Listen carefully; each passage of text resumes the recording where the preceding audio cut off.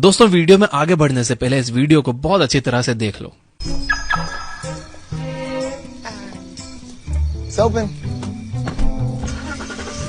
It's open. I don't go out on dates with guys who don't open the door for me. Really? Really? Seriously? Yes. Oh man. No, he didn't. जैसा कि आपने देखा कि कैसे वो sigma male ने लड़की के मुंह पर उसे इग्नोर कर दिया क्योंकि वो लड़की अपने आप को सिग्मा मेल के सामने सुपीरियर दिखा रही थी। आप में से कई लोगों के मिक्स्ड रिएक्शंस होंगे, जैसे कि ऐसा करना सही है या ऐसा करना गलत है। मैं आपका पॉइंट ऑफ व्यू जानना चाहता हूं, तो आप कमेंट सेक्शन में जरूर बताना। लेकिन दोस्तों, क्या आपको पता है कि एक हाई वैल्यू मैन हमेशा खुद को सुपीरियर दिखाने वाले लोगों के साथ कुछ ऐसे ही तरीके से बिहेव करता है, लेकिन ऐसा करने के बाद भी दुनिया उन्हें अप्रिशिएट करती है। और दोस्तों, लड़कियां तो इनके पीछे पागल होती हैं। लेकिन यहाँ पे सवाल ये आता है कि वो आखिर ये करते क्यों हैं, और तो और क्यों हाई वैल्यू मैन के इग्नोर किए जाने के बाद भी लड़कियां उनके पीछे पागल होती हैं। लड़कियों को इग्नोर करने के पीछे ऐसी कौन सी साइकोलॉजी या मिस्ट्री छुपी हुई है? तो बने रहिए मेरे साथ आखिर तक। इस वीडियो में आपको सब कुछ पता चल जाएगा। Who is a high value man? आगे बढ़ने से पहले हमें यह समझना होगा कि एक हाई वैल्यू मैन किसे कहते हैं। तो अगर हम इसके ओरिजिन की बात करें तो 1000 BCE में ग्रीक लोगों ने अपने खुद के अल्फाबेट्स बनाए, जिसका पहला अल्फाबेट बना अल्फा, जो कि दिखने में कुछ ऑक्स के हेड जैसा दिखता था, लेकिन एक्चुअल में वो सिंबलाइज करता है most wild and dominating creature, wolf को। क्योंकि वॉल्फ कैरिंग और इंटेलिजेंट होने के साथ साथ अपनी फैमिली को प्रोटेक्ट करने के लिए सबसे आगे रहता है। वॉल्फ के ग्रुप्स में एक रिचुअल होता है जहां पे वो अपनी फैमिली को प्रोटेक्ट करते हैं। बट अपार्ट फ्रॉम दैट, जब पैक ऑफ वॉल्फ हंट करके खाना लाते हैं तो वो सबसे पहले अपने ग्रुप के ओल्डेस्ट वॉल्फ को खाना सर्व करते हैं, फिर फैमिली को और फिर खुद खाते हैं। और चाहे कुछ भी हो जाए, ये वॉल्फ कभी भी किसी के गुलाम नहीं बनते और ना ही वो मुसीबत के समय अपने परिवार को अकेला छोड़ते हैं। इसलिए उनके लीडर को अल्फा कहा जाता है। अब समय के साथ साथ ग्रुप में रहने वाले ह्यूमंस ने भी वॉल्फ की इसी क्वालिटी को सालों पहले अडॉप्ट कर लिया था। इसीलिए ग्रुप या सोसाइटी में रहने वाला एक ऐसा मैन जो अपनी लाइफ की रिस्पॉन्सिबिलिटी उठाने की ताकत खुद रखता है और साथ ही वो खुद में इतना पावरफुल, इंटेलिजेंट, कॉन्फिडेंट और वैल्यू एंड एथिक्स से भरा हुआ होता है, जिसकी वजह से पूरी सोसाइटी उसकी तरह ही बनना चाहती है। तो उसे ही सही मायने में एक अल्फा मेल या एक हाई वैल्यू मेल कहा जाता है। अब बहुत ही ऑब्वियस बात है कि काफी सारी लड़कियां और वुमेन ऐसे अल्फा मेल्स की तरफ अट्रैक्ट होती हैं और वो उन्हें किसी भी कीमत पर पाना ही चाहती है। लेकिन एक हाई वैल्यू मैन आसमान में उड़ रहे बाज की तरह होता है, जो नीचे उड़ रही तितलियों पर कभी ध्यान नहीं देता। तो अब करते हैं वीडियो को शुरू।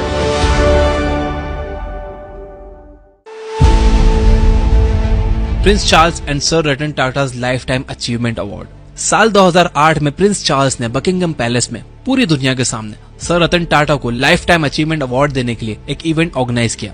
अब इस इवेंट को मैनेज करने के लिए तो सर रतन टाटा के एम्प्लॉयज लंदन पहुंच चुके थे, लेकिन सर रतन टाटा अब तक लंदन नहीं पहुंचे थे।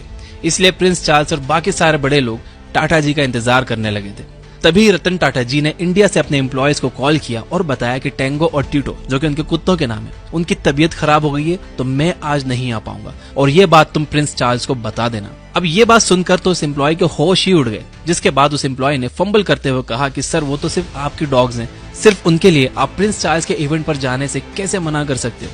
जिसके बाद सर रतन टाटा ने कहा कि आई एम सॉरी, बट मेरे डॉग्स मेरी फैमिली का एक हिस्सा है और मैं मुसीबत के समय अपनी फैमिली को कभी अकेला नहीं छोड़ता। ये कहकर सर रतन टाटा ने अपना फोन कट कर दिया। इसके बाद उस एम्प्लॉय की हालत खराब हो गई और उसे समझ नहीं आ रहा था कि वो ये बात प्रिंस चार्ल्स को कैसे कहेंगे।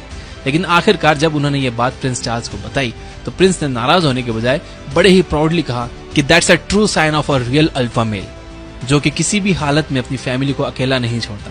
अब दोस्तों, इसी सिचुएशन में कोई आम इंसान होता तो शायद वो अपने डॉग्स को किसी अच्छे हॉस्पिटल या नर्सिंग केयर में एडमिट करके प्रिंस चार्ल्स के पास लंदन चला गया होता।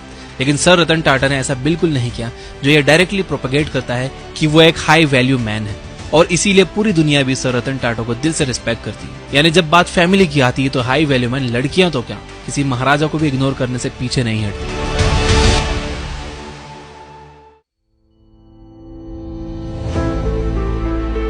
High value man keep their needs and importance first. अगर मैं आपसे कहूं कि एक हाई वैल्यू मैन हमेशा खुद की इंपॉर्टेंस और नीड्स को सबसे पहले रखता है, तो शायद आप अज्यूम करोगे कि एक हाई वैल्यू मैन सेल्फिश होता है। अब आपका अजम्पशन ये पॉइंट पे कम्प्लीटली रॉन्ग भी नहीं है, लेकिन आपको यहाँ पे ये समझना होगा कि आखिर एक हाई वैल्यू मैन ऐसा करता क्यों है। तो इसे आप ऐसे समझ सकते हो कि एक हाई वैल्यू मैन बोट को चलाने वाले कैप्टन की तरह होता है, जहाँ पे जिस बोट में करीब 1000 लोग बैठे हुए, जिन्हें सही सलामत घर ले जाने की जिम्मेदारी एक कैप्टन की होती है। इसलिए एक कैप्टन को यह पहले से पता होता है कि उसे कितने समय में कौन से डेस्टिनेशन तक कैसे पहुंचना है। लेकिन वहीं अचानक से उसके पास कुछ लोग आते हैं और उसे ये ज्ञान देना शुरू कर देते हैं कि उसे क्या करना चाहिए और उसे किस डायरेक्शन में आगे बढ़ना चाहिए। अब मेरा सवाल ये है कि यहाँ पर आपके अकॉर्डिंग कैप्टन को क्या करना चाहिए? आप अपना आंसर मुझे कमेंट करके जरूर बताइए, क्योंकि रियलिटी में देखें तो इस पॉइंट पर कैप्टन के पास दो रास्ते हैं। पहला ये कि वो बंदा सेल्फिश और रूड बन के लोगों को इग्नोर करते हुए बस आगे बढ़े और खुद की सुने, और दूसरा ये कि वो लोगों को खुश करने के लिए अपनी बोट को उनकी बताई हुई बातों के बेसिस पर चलाने लगे। वह एक जिम्मेदार कैप्टन कभी भी लोगों की बातों में आकर अपनी बोट को ऐवी नहीं चलाने लगता, बल्कि वो अपने प्लान और स्ट्रेटेजी के अकॉर्डिंग ही बोट को डेस्टिनेशन पर लेकर जाता है। ठीक इसी तरह एक हाई वैल्यू मैन सेल्फिश और रूड बनते हुए उसे जो करना होता है वही करता है, और ऐसे लड़के लड़कियों को इग्नोर करने से भी बिल्कुल नहीं डरते। Do high value man don't like girls at all? तो क्या इसका मतलब ये है कि एक हाई वैल्यू सिग्मा मेल कभी किसी लड़की को पसंद ही नहीं करता? तो दोस्तों ऐसा बिल्कुल नहीं है, बल्कि इसके बारे में एक डेटिंग वेबसाइट eHarmony ने एक रिसर्च कंडक्ट की, जहां साइकोलॉजिस्ट ने यह पता लगाया कि असल में हाई वैल्यू मैन सिर्फ उन्हीं लड़कियों की तरफ अट्रैक्ट होते हैं जिनके अंदर उनकी मम्मी की तरह सिमिलर क्वालिटीज प्रेजेंट होती हैं। यानी किसी हाई वैल्यू मैन की मम्मा काइंड नेचर वाली स्ट्रॉन्ग वैल्यू के साथ लोगों की रिस्पेक्ट करती है, तब ऐसे केसेस में उस विमेन का बेटा अपने लिए ऐसी ही विमेन तलाश करता है जिसमें ये सारी क्वालिटीज होती हैं। जिसके बारे में रैशल लॉयड, जो कि खुद एक रिलेशनशिप एक्सपर्ट है, वो ये बताते हैं कि जब एक बच्चा अपनी मम्मा को देखते हुए बड़ा होता है तब एक्चुअल में उस बच्चे को अपनी माँ से प्यार हो जाता है, क्योंकि वो ये देखता है कि कैसे उसकी माँ पूरे घर को अच्छा तरीके से मैनेज कर लेती है। तब ऐसे मर्द के लिए सिर्फ उसकी माँ एक आइडियल वुमेन बन जाती है, जिसके बाद हाई वैल्यू सिग्मा मेल ऐसी सिमिलर क्वालिटीज वाली लड़कियों के कांटेक्ट में आते हैं।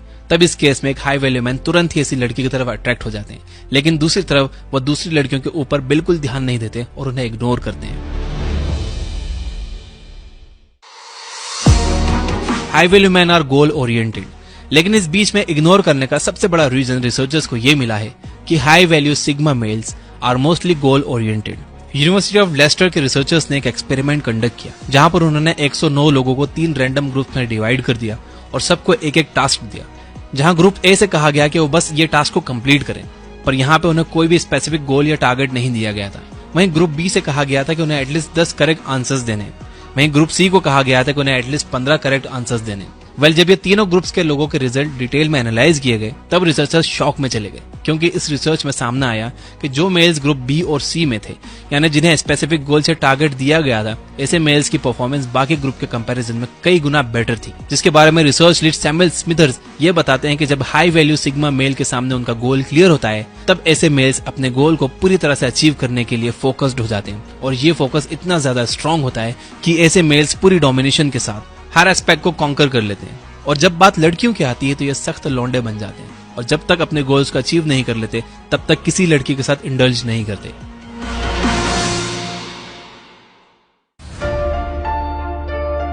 High value man choose to be mysterious. वहीं हाई वैल्यू मैन के मिस्टीरियस माइंड को डिटेल में समझने के लिए एरन रिचर्ड्स ने अपने कलीग्स के साथ मिलकर एक एक्सपेरिमेंट कंडक्ट किया, जहां रिसर्चर्स ने 47 लड़कियों को यह बताया कि उनके रिसर्च के मुताबिक काफी दिन से कुछ लड़के उनके फेसबुक प्रोफाइल को स्टॉक कर रहे हैं, और हमने उन लड़कों से बात करके उन्हें 3 ग्रुप्स में डिवाइड किया है, जिसमें पहले ग्रुप के लड़के लड़की के प्रोफाइल को हाईएस्ट अमाउंट ऑफ रेटिंग दे रहे थे, यानी ये उन लड़कों में से थे जो जेन्युइनली लाइक करते थे, उस लड़की को पसंद करते थे। वहीं दूसरे ग्रुप के लड़के उन लड़कियों की प्रोफाइल को यूं ही स्टॉक कर रहे थे। उन लड़कों के मन में लड़कियों को लेकर कोई खास फीलिंग नहीं थी, वो तो बस ऐसे ही टाइम पास कर रहे थे। तीसरी कैटेगरी में ऐसे लड़के हैं जिन्होंने आपको हाईएस्ट रेटिंग तो दी है, लेकिन इनके बारे में हमें ज्यादा नॉलेज नहीं है कि वो आपको जेन्युइनली पसंद करते भी हैं या नहीं, या वो बस टाइम पास कर रहे हैं। तो अब आप ये बताइए कि आप इन तीनों लड़कों की कैटेगरी में से किसको मिलना पसंद करेंगे? यहाँ पर रिसर्चर्स को यही लग रहा था कि लड़कियां फर्स्ट कैटेगरी के लड़कों को मिलना पसंद करेगी, क्योंकि वो लड़के जेन्युइनली लड़कियों की तारीफ करते थे, उन्हें पसंद करते थे। लेकिन क्या आपको पता है कि रियलिटी में वो लड़कियां तीसरे ग्रुप के लड़कों की तरफ ज्यादा अट्रैक्ट हुई, जिनकी फीलिंग्स या लाइकिंग के बारे में किसी तरह का रिकॉर्ड प्रेजेंट ही नहीं था। ये क्रेजी लगता है ना? वहीं दूसरी तरफ जिन लड़कों की फीलिंग्स के बारे में लड़कियों को पता था कि वो लड़के जेन्युइनली उनसे प्यार करते हैं, उन्हें लाइक करते हैं, तो उन्हें लड़कियों ने भाव नहीं दिया, जिसे हम रियल लाइफ में भी देख सकते हैं कि जब लड़कियों को पता होता है कि सामने वाला लड़का उससे प्यार करता है, तब लड़कियां उन्हें जानबूझकर फ्रेंड जोन कर लेती हैं और हमेशा उन मिस्टीरियस लड़कों के पीछे पागल रहती हैं, जिसकी फीलिंग्स का उन्हें कुछ पता नहीं होता। जैसे कि ये लड़का मुझे पसंद करता भी है या नहीं, क्या वो मेरे बारे में सोचता भी होगा, क्या उसे मेरा नाम भी पता होगा, क्या उसने कभी मुझे नोटिस भी किया होगा। इसीलिए एक हाई वैल्यू मैन हमेशा लड़कियों के सामने अपने आप को पूरी तरह से रिवील नहीं करता और अपनी पर्सनैलिटी को मिस्टीरियस बना के रखता है, जिसके बाद लड़कियों को 1000 बार रिजेक्ट करने के बावजूद भी लड़कियां उनके पास ही जाने की कोशिश करती हैं और हर कीमत पर ऐसे ही मिस्टीरियस लड़कों को पाने की कोशिश करती हैं। दोस्तों, यही कुछ 5 रीजंस हैं जिसकी वजह से हाई वैल्यू मैन आपको लड़कियों को इग्नोर करते हुए नजर आएंगे। अब आप